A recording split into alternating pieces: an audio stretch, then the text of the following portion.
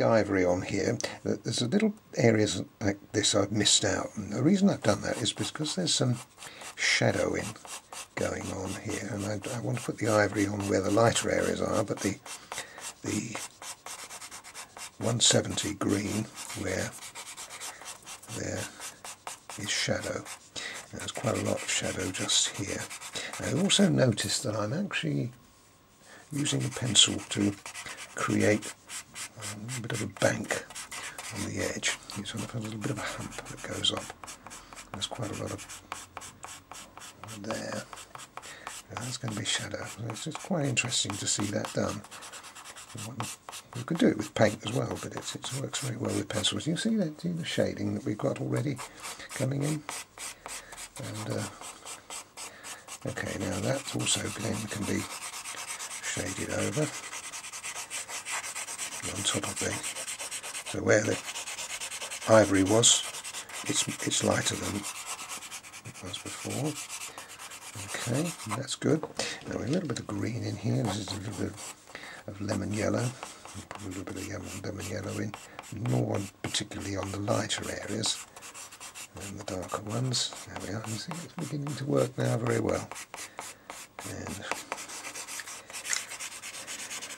And the 168 green, which is the stronger one, that can also come in, and now we can establish those dark areas, the shadow areas that I want to put in. And over here, we'll tie in with our sheep, and here another area of shadow there, and up in the corner. That's quite a bit too. Okay, that's nice. Just here, just look at it now. I think I want to pick that a little bit lighter there, just there. We'll see why when we get to that next bit. Okay.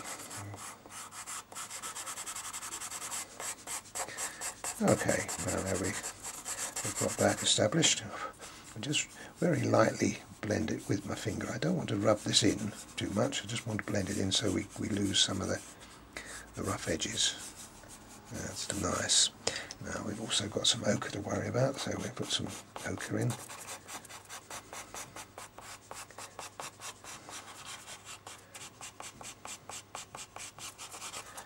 That's fine.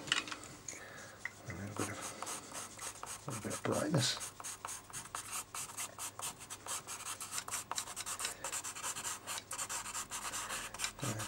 That's for the moment. Now down the bottom here, this is a lot closer, so we're looking at that being a little bit more detail when we get to it. And we'll put some green on there,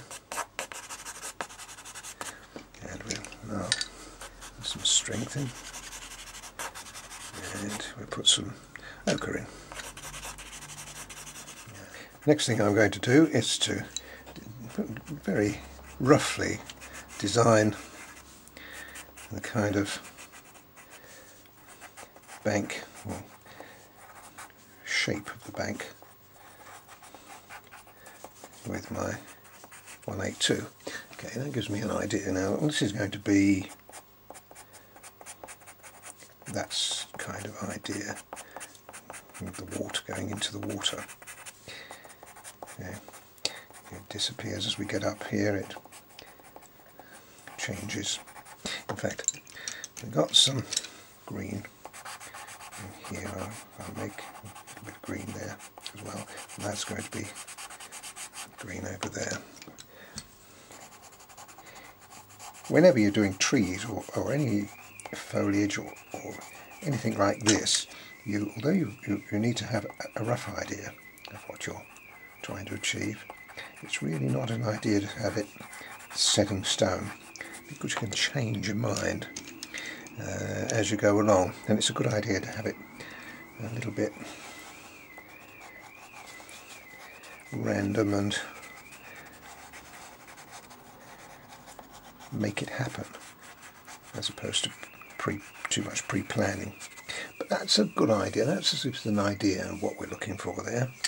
Now, just here there is sort of a flattening off that I want to produce. Like before, just not all over, just in places like that. And so we have the grass, the right colour, the bank coming up there, and then it sort of flattens out as it gets to there. So we'll try to produce that kind of effect if we can. Like that, coming over like that. See how effective that is. And here, because we've got quite a bump there, we'll have that over there like that. Because we've also got to concern ourselves about the shadows as well. So we'll put some of those in as well. The shadows will be over there. This is in the dark green, 174. Alright, well now that's all the foundation in. Now what I'm going to do now is to work across the picture, putting in little bits of interest.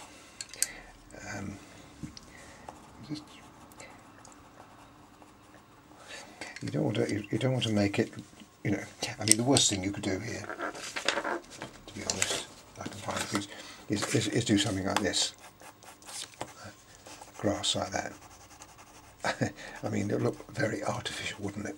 So what I do is I kind of run across and then just every now and again put a few little tufts in. Now, you've got to be careful about a sheep that we spent some time in. And every now and again I like to put a few little, especially in an area like that where you've got a bit of light behind it. And here I shall do this. I could start it now, but actually I shall do a lot more later on because this is on the river bank. And then, not wishing to one colour to dominate, we use a bit of ochre. And that's fine. But we need some depth in here, so we put some depth in here. And the other thing I tend to do is to put a few little stones in. Now how I do that is I twiddle about until things, that's what all these little white blobs were. It may not turn out to be anything in the end, it's just that it gives me a choice. And at the same time of doing that, we want to redo this river bank. Obviously don't want that to be too regular, and bring it down like that. So what we're doing is creating the illusion that there's a bit of a bank there. And again, that does take quite a long time, so I'll just give you the basic idea of it, and then we maybe have a break here. Look, I just think let's have not quite break up the regularity of that. That looks quite nice, doesn't it? Yeah, a little break in the bank. And now I think at the moment I would leave it at that. I'm quite happy that what I've got is I've got some shadow in. That will come from the obviously the trees on the other side of the bank. So we put a little more shadow where those are being affected by it, and I think that's it. Leave it at the moment. I'm going to carry on and do a little bit more here, and watch me as when you come back, you'll see me do. I've done just a little bit more.